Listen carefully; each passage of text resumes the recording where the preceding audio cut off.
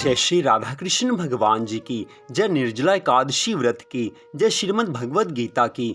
मंदिर श्री बंसी वाले महात्मा यूट्यूब चैनल की ओर से हम आप सभी भक्तों का हार्दिक अभिनंदन करते हैं।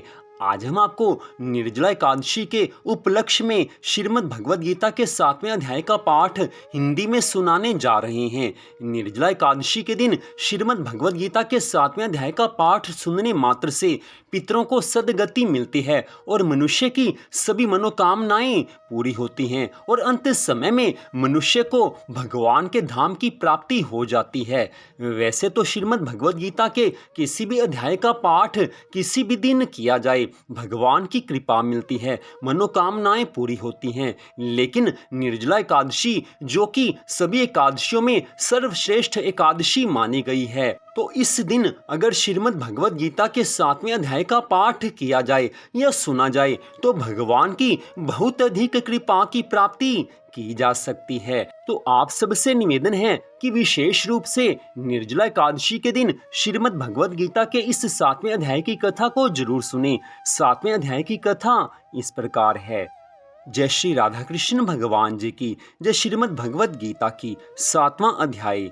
उसके उपरांत श्री कृष्ण भगवान बोले कि हे पार्थ, तू मेरे में अनन्य प्रेम से आसक्त हुए मन वाला और अनन्य भाव से मेरे परायण होकर योग में लगा हुआ मुझको संपूर्ण विभूति, बल, ऐश्वर्य आदि गुणों से युक्त सबका आत्म रूप जिस प्रकार संशय रहित जानेगा, उसको सुन। मैं तेरे लिए इस रहस्य सहित तत्व ज्ञान को संपूर्णता से कहूँगा कि जिसको जानकर संसार में फिर और कुछ भी जानने योग्य शेष नहीं रहता है।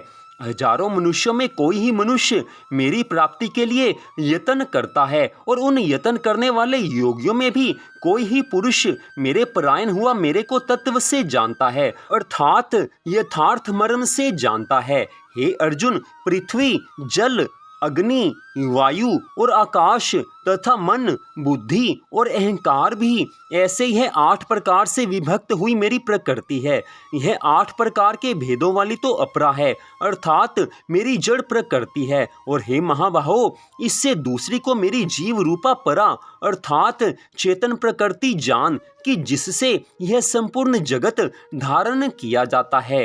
हे अर्जुन, तू ऐसा समझ कि संपूर्ण भूत इन दोनों प्रकृतियों से ही उत्पत्ति वाले हैं और मैं संपूर्ण जगत का उत्पत्ति तथा प्रलय रूप हूँ, अर्थात संपूर्ण जगत का मूल कारण हूँ। इसलिए हे धनंजय, मेरे से सिवा किंचित मात्र भी दूसरी वस्तु नहीं है। यह संपूर्ण जगत सूत्र में सूत्र के मणियों के सदृश मेरे में गुंथा हुआ है।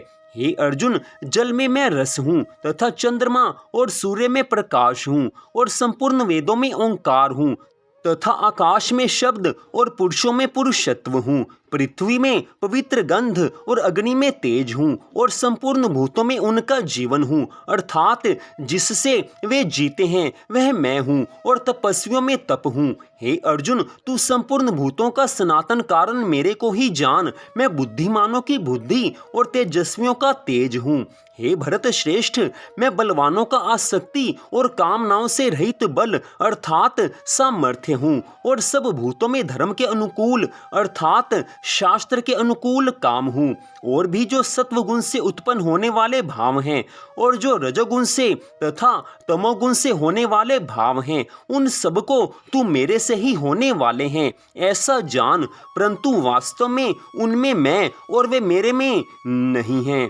गुणों के कार्य रूप सात्विक, राजस और तामस, इन तीनों प्रकार के भावों से अर्थात राग, द्वेष आदि विकारों से और संपूर्ण विषयों से यह सब संसार मोहित हो रहा है। इसलिए इन तीनों गुणों से परे मुझ अविनाशी को तत्व से नहीं जानता, क्योंकि यह अलौकिक अर्थात अति अद्भुत त्रिगुणमयी मेरी योग माया बड़ी दुस्तर है। परंतु जो पुरुष मेरे को ही निरंतर भजते हैं वे इस माया को उल्लंघन कर जाते हैं, अर्थात संसार से तर जाते हैं। ऐसा सुगम उपाय होने पर भी माया द्वारा हरे हुए ज्ञान वाले और आसुरी स्वभाव को धारण किए हुए तथा मनुष्यों में नीच और दूषित कर्म करने वाले मूढ़ लोग तो मेरे को नहीं भजते हैं। हे भरतवंशियों में श्रेष्ठ अर्जुन, उत्तम कर्म वाले अर्थार्थी, आर्त, जिज्ञासु और ज्ञानी अर्थात निष्कामी, ऐसे 4 प्रकार के भक्त जन मेरे को भजते हैं। उनमें भी नित्य मेरे में एक ही भाव से स्थित हुआ अनन्य प्रेम भक्ति वाला ज्ञानी भक्त अति उत्तम है, क्योंकि मेरे को तत्व से जानने वाले ज्ञानी को मैं अत्यंत प्रिय हूँ और वह ज्ञानी मेरे को अत्यंत प्रिय है। यद्यपि ये सब ही उदार हैं, अर्थात श्रद्धा सहित मेरे भजन के लिए समय लगाने वाले होने से उत्तम हैं, परंतु ज्ञानी तो साक्षात मेरा स्वरूप ही है, ऐसा मेरा मत है, क्योंकि वह स्थिर बुद्धि ज्ञानी भक्त अति उत्तम गति स्वरूप मेरे में ही अच्छी प्रकार से स्थित है। जो बहुत जन्मों के अंत के जन्म में तत्व ज्ञान को प्राप्त हुआ ज्ञानी सब कुछ वासुदेव ही है, अर्थात वासुदेव के सिवा अन्य कुछ है ही नहीं। इस प्रकार मेरे को भजता है अर्थात मेरी भक्ति करता है, वह महात्मा अति दुर्लभ है।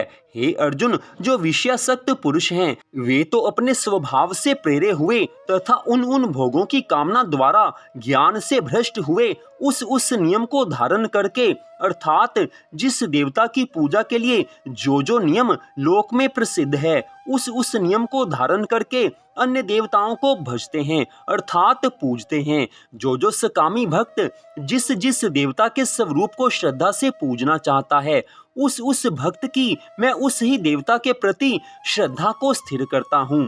वह पुरुष उस श्रद्धा से युक्त हुआ उस देवता के पूजन की चेष्टा करता है, परंतु उस देवता से मेरे द्वारा ही विधान किए हुए उन इच्छित भोगों को निस्संदेह प्राप्त होता है, परंतु उन अल्प बुद्धि वालों का वह फल नाशवान है तथा वे देवताओं को पूजने वाले देवताओं को प्राप्त होते हैं और मेरे भक्त चाहे जैसे ही भजें शेष में वे मेरे को ही प्राप्त होते हैं। ऐसा होने पर भी सब मनुष्य मेरा भजन नहीं करते। इसका कारण यह है कि बुद्धिहीन पुरुष मेरे अनुत्तम अर्थात जिससे उत्तम और कुछ भी नहीं है ऐसे अविनाशी परम भाव को अर्थात अजन्मा अविनाशी हुआ भी अपनी माया से प्रकट होता हूँ, ऐसे प्रभाव को तत्व से न जानते हुए मन इंद्रियों से परे मुझ सच्चिदानंद घन परमात्मा को मनुष्य की भांति जन्म कर व्यक्ति भाव को प्राप्त हुआ मानते हैं। अपनी योग माया से छिपा हुआ मैं सबके प्रत्यक्ष नहीं होता हूँ, इसलिए यह अज्ञानी मनुष्य मुझ जन्म रहित अविनाशी परमात्मा को तत्व से नहीं जानता है, अर्थात मेरे को जन्मने मरने वाला समझता है। हे अर्जुन, पूर्व में व्यतीत हुए और वर्तमान में स्थित तथा आगे होने वाले सब भूतों को मैं जानता हूँ, परंतु मेरे को कोई भी श्रद्धा भक्ति रहित पुरुष नहीं जानता, क्योंकि हे भरतवंशी अर्जुन, संसार में इच्छा और द्वेष से उत्पन्न हुए सुख दुख आदि द्वंद रूप मोह से संपूर्ण प्राणी अति अज्ञानता को प्राप्त हो रहे हैं, परंतु निष्काम भाव से श्रेष्ठ कर्मों का आचरण करने वाले जिन पुरुषों का पाप नष्ट हो गया है वे राग द्वेष आदि द्वंद रूप मोह से मुक्त हुए और दृढ़ निश्चय वाले पुरुष मेरे को सब प्रकार से भजते हैं अर्थात मेरी भक्ति करते हैं।